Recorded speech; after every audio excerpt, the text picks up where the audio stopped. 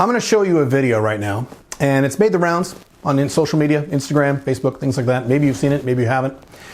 It's a prime example of how women, and men do this too, God knows I get on men about this all the time, but how women have bought into the societal bullshit about long-term monogamy being reasonable and normal and expected in a relationship, and if you're not capable of it, then there is something wrong with you, nothing wrong with her expectations.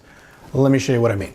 When it comes to second chances, taking someone back after they cheated on you, people have asked me, how do I feel? And what I will say is what's good for me might not be good for you. The type of woman I am, when I'm in a relationship, I'm 10 toes. I'm all in from day one. Because when it's time to leave, I'm not looking back. I've given it my all. There is nothing more for me to do here. The way that my heart is set up, when you betray my trust, you've made your decision. And you've made my decision for me. I agree with you. So far, I agree. If there's something that a man does in a relationship that you don't like and you have a feeling he'll do it again, then yes, you should dump him and you should not go back to him. I completely agree. Now we're going to talk about why you had to dump him. And I have a feeling this is not the first guy you've had to dump for this reason. Society would like us to believe that love is pain, and that if you're in a long-term relationship, there are things that will happen and we as women should be tolerant. Yes. If you want a long-term relationship to last for the long term, then your expectations of human behavior, that would be male behavior if you're a woman, or female behavior if you're a guy, should be within reason. They should be something that is reasonable to expect for a reasonable person to actually carry through on. So if you have expectations that are beyond the ability of the vast majority of human beings, you can't be surprised if and when these things occur in your relationship.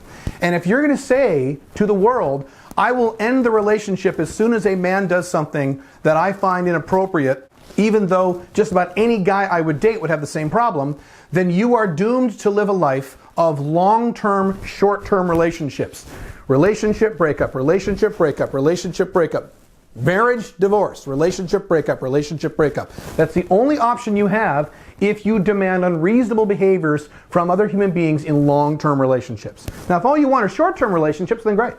But it sounds like you want something long-term. That means you need to change your thinking to adjust for that. Now, forgiveness and tolerance are not the same thing. I don't have to be tolerant of your fucking bullshit. You're right. You don't have to be tolerant of anything. But the more intolerant you are, the shorter your relationships will end up being. So if you want long-term relationships, and certainly if you want to get married someday, and I assume you do because most women do, then you want something that'll last 20, 25, 30 years or longer, you're going to have to be really fucking tolerant. And if you don't want to be tolerant, that's fine. But again, that means you're choosing lots of short-term relationships for the rest of your life. What I find comical about men and trying to act like we as women want this perfect guy who doesn't do anything wrong. That's not true. We just made that up. We just pulled that out of our asses. Women have done nothing to imply or say that they want this perfect guy who does nothing wrong. We just came up with that all on our own, did we? Okay. We want what you want. We want the same things. If we wanted the same things, then the vast majority of human beings would marry their high school sweethearts right out of high school and stay married to that person for 40 or 50 or 60 years. If we both wanted the same things. If men and women wanted the exact same things in a relationship, we wouldn't have the divorce rate we have. We wouldn't have the breakups that we have. We wouldn't have the cheating that we have, right? But the difference is we as women have been conditioned by society to be so fucking desperate for a fucking man that his validation, a ring, anything, being just next to him is worth mistreatment. And I don't agree. I don't agree either, but when you say society has trained you to be desperate for a man, you need to change that a little bit. Society has trained you to be desperate for marriage, traditional monogamous marriage, which is a system, as we're about to prove, that doesn't really work anymore. And frankly, if you look at it, look at history, look at the statistics, look at the data, it's never really worked. So it's not that you're desperate for a guy. You're a woman, you can get a guy whenever you want. You're desperate for a type of relationship that human beings, including men who are human beings, are not capable of. And it's not even about agreeing. That's just not how I'm going to orchestrate my reality. Anything I want, I can have because I am the creator of my reality. So I don't need the perfect man. I just need someone that respects me like I respect them. For people who argue and say, oh, well, you can love someone and still cheat on them. Yeah, you can love them, but you're not in love. And a wise man once told me that love is a choice. Love and sex are two completely different needs located actually in different parts of the brain that have literally nothing to do with each other. The reason you think that love and sex are the same thing, that you can't love someone and have sex with multiple people, the only reason you think that is because that's what you have been told. That's what you've been told by your mom, your dad, your religion, your girlfriends, society, TV, movies. You've been told this since you were a little girl, so now you believe it. Now what's interesting is these people never sat down and showed you the science or the data or the history backing up what they're saying. They didn't show you any of that. They just pointed their finger at you and said, yes, if you're in love with someone, you can only have sex with that person. You cannot have sex with anyone else because love and sex are the same thing. They're mashed together in one big ball. Although I am sure that if I asked you behind closed doors, away from all of your friends and family, if you've ever had completely meaningless sex with a man you didn't love, and you still enjoyed the sex but you didn't love the guy, you'd probably say yes. But why is that? Because love and sex are two different things. That's the reality. I know you haven't been told that. I know it's hard to hear that, but that's the reality. It's not a feeling. I mean, that feeling, it goes away. That feeling that's portrayed in movies. Yes, it does. That's correct. It's called NRE, new relationship energy. That new feeling of joy and euphoria when you start dating someone new is a temporary emotion. And you cannot base your relationship on anything temporary if long-term is what you want. So you cannot make promises during the NRE phase of the relationship, during the honeymoon phase, because you're not thinking clearly during that phase. That phase, that very temporary short phase of a few months, maybe a year on the outside, okay, is very temporary. And so you can't make decisions or commitments or promises during that phase. You have to wait till that phase is over and you're both back to normal and you get back to rationality, and then you can sit down and make commitments. Then they're more likely to make sense. But if you're so excited and your boyfriend is so excited and he says, oh sure, I won't fuck any other women for the rest of my life. And you say, yay, goody. When your reaction should be suspicion, there's a reason you're doing that. It's because you're in NRE, you're in the honeymoon phase, you're not in the actual rational phase. So you're right, you're just not acting on what you know. But it's the decision that no matter what, my commitment is with you. And there are some people who don't want to get married. There are some people who are not even monogamous, and that's fine. I'm a modern monogamist. So I need another person who is also a modern monogamist. What does modern monogamist mean? How is being a modern monogamist different than being a monogamist from 100 years ago? Monogamy is kind of a binary thing. You're either monogamous or you aren't. You aren't kind of monogamous, right? If you're with one person and you kind of get sexual to another person, are you monogamous? No. Monogamous is in or you're out. So putting an adjective in front of monogamy is a little interesting. You need to define you need to define exactly what that means. A modern monogamist? A modern monogamist, I think, means you're monogamous but you're not married. Okay. That has nothing to do with whether or not you have sex with other people. I refuse to be treated any old way for a man because I view relationships like a vacation house. Nice to have, but I don't really need. If I'm going to be with someone, I want them to add value to my life. I don't want them to stress me out. There are so many phases that relationships go through. That's fine, but you need to have realistic expectations for human behavior. And the reason you're stressed out and pissed off, and the reason you've had, I'm sure, multiple relationships that didn't work, is because you're going to date a guy who is a good-looking, alpha male, confident guy with game, and he's going to look at you and say, oh yeah, oh I promise I won't have sex with anyone else except you. If you were rational, your reaction to that would be suspicion. You'd be like, wait, what? No. That would be intelligent. That would be rational. That would be objective. That would be smart. Okay? And you don't do that though. You say, yay, oh good. He's never going to cheat on me because he promised. That's what a lot of women do.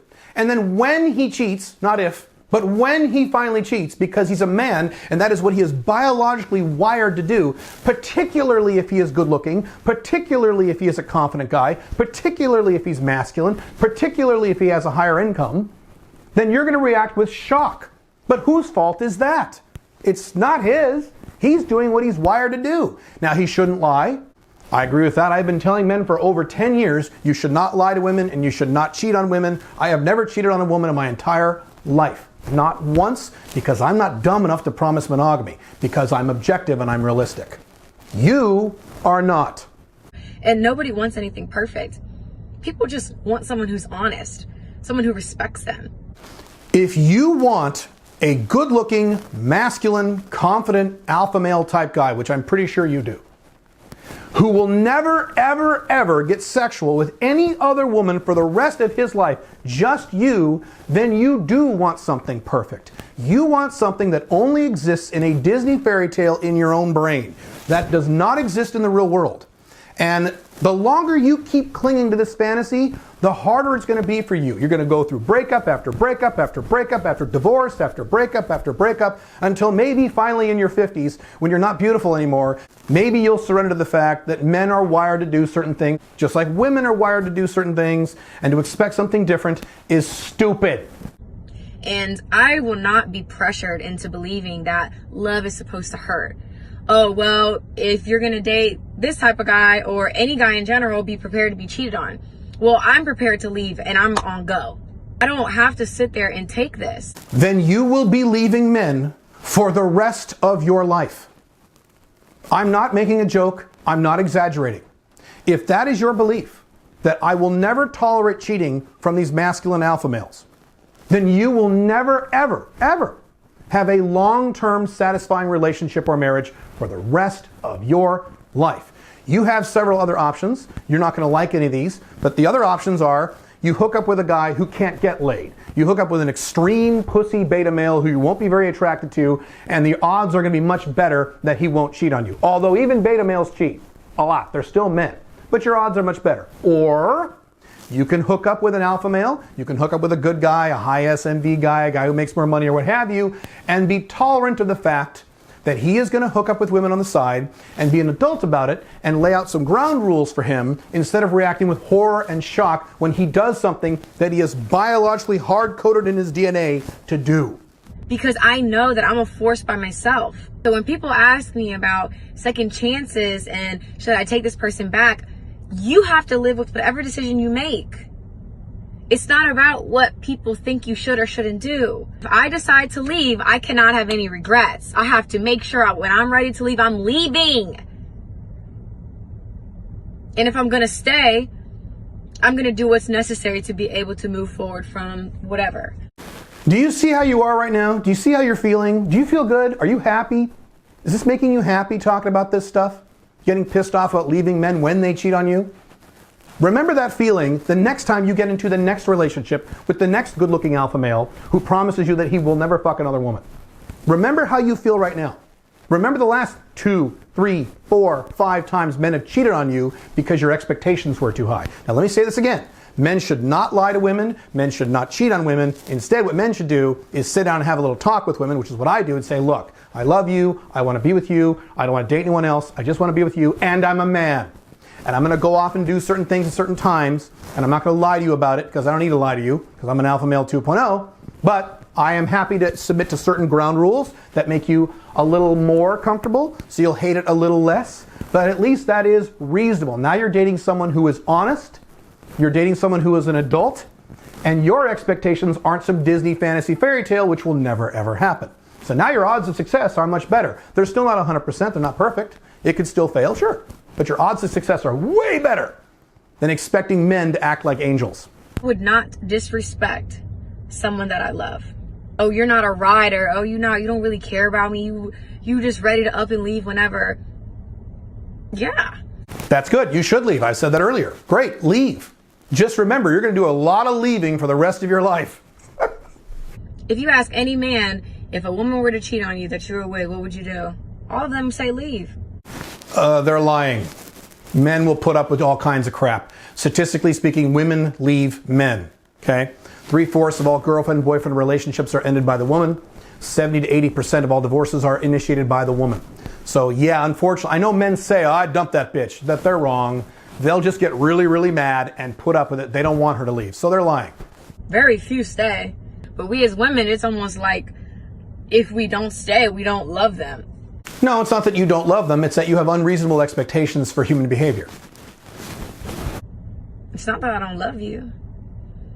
I just love me more. If you love yourself, then you value your long-term future happiness. Long-term happiness. This will never happen if you expect human beings to act like creatures other than human beings. The only way you have a shot at having long-term happiness, which is a true sign of self-love, you're going to have to be reasonable and rational. I know you don't want to be, but reasonable and rational about what human beings are actually capable of and what they are not. Otherwise, you will never be happy, and it doesn't matter how much you love you.